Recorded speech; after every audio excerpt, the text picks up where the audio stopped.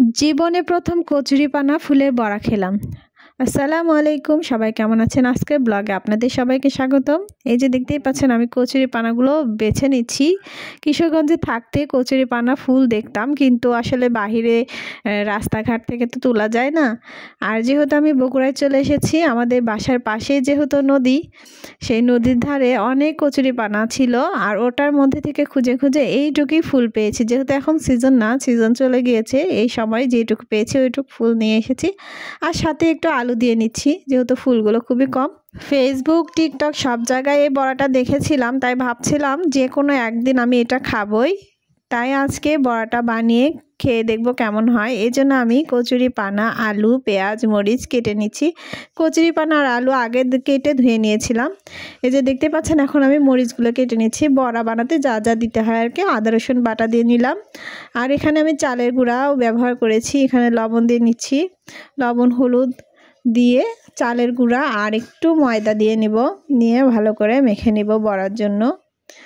একটু ডাল দিলে মনে হয় আর একটু মজা হতো। আমি ডাল দিইনি, ডালটা ছিল না, আর ডাল বাটাবাটি ঝামেলায় যায়নি, যেহেতু ফুল খুবই কম ছিল। এখানে আলু দেওয়াতে আলুটা একটু বেশি হয়ে গেছে। ফুলের টেস্টটা আমরা আসলে তেমন একটা বুঝতেই পারিনি, যেহেতু ফুলটা খুবই কম ছিল। কিন্তু আমার খেতে ইচ্ছে করছে, আমি যেভাবেই হোক খাবই। তো যা বলা সেই কাজ। এই যে মেখে নিয়ে এখন মাটির চুলায় রান্না করছি, মাটির চুলাতেই ভেজে নেব। এই যে বড়ার সাথে আমি ধনেপাতা, শলুক পাতা দিয়ে নিলাম। মাটির চুলায় যে কোনো জিনিস কিন্তু খেতে অনেক মজা হয়, তাই আজকে ভেবেছিলাম যে মাটির চুলায় রান্না করে খাওয়া হবে। যেটাই আজকে সবগুলো রেসিপি অবশ্যই মাটির চুলাতেই করেছিলাম। ওগুলো রেসিপি অন্যদিন শেয়ার করব। আর যেহেতু বাসায় গ্যাসও ছিল না, তাই ভাঙা চুলায় এইভাবে বড়াটা ভেজে নিলাম। সবাই মিলে আসলে ভেজে খেয়েছি জন্য বাহিরে বসে এভাবে রান্না করা হলো। ভালোই লেগেছিল খেতে। একটা একটা করে আমি ভেজে নিচ্ছি।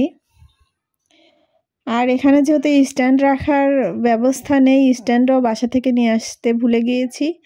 ছোট বোনকে দিয়েছি ভিডিও করার জন্য, আর আমি ভেজে নিচ্ছি। আর পাশে সবাই বসেছিল এই বড়াটা খাওয়ার জন্য। সবাই অবশ্য অনেক মজা করে খেয়েছি। আর বাসায় আসলে সবাই এইভাবে আমরা মজা করি। এক একবার এক এক দিন এক এক রকম আইটেম করে খাওয়া হয়। কখনো মাখা, কখনো বড়া, কখনো বা নুডলস, যে কোনো একটা আইটেম করাই হয়ে যায়। এভাবে কারা বাসায় গেলেই মজা করেন ভাই বোনদের, ভাবিদের সাথে, কমেন্ট করে অবশ্যই জানাবেন। এই যে কথা বলতে বলতে আমার বড়াগুলো ভেজে নেওয়া হয়ে গিয়েছে।